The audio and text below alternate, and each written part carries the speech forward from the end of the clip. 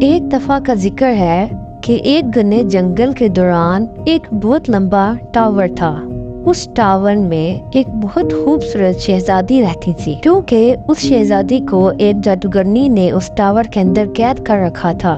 شہزادی کے بہت لمبے سنہری خوبصورت بال تھے۔ جادوگرنی سیڑھیاں چڑھ کر اس لمبے ٹاور پہ جاتی اور شہزادی کو اس کی ضرورت کی چیزیں مہیا کرتی تھی، لیکن شہزادی پھر بھی خوش نہیں ہوتی تھی کیونکہ وہ تنہا زندگی گزار رہی تھی۔ شہزادی اپنی زندگی سے بالکل مایوس ہو چکی تھی اور وہ بہت اداس تھی اور وہ ٹاور کے اوپر بیٹھ کے بائی کی طرف دیکھ رہی تھی۔ اتنے میں ادھر سے ایک شہزادہ گزرتا ہے۔ جب شہزادے نے شہزادی کی طرف دیکھا تو اسے وہ شہزادی بہت پسند آئی۔ اس شہزادی کو رپنزل شہزادی، رپنزل پرنسس کہا جاتا ہے۔ پہلے تو رپنزل اس شہزادے کو دیکھ کے پریشان ہوئی، لیکن پھر اس نے اپنی تمام سٹوری اس شہزادے کو بتائی۔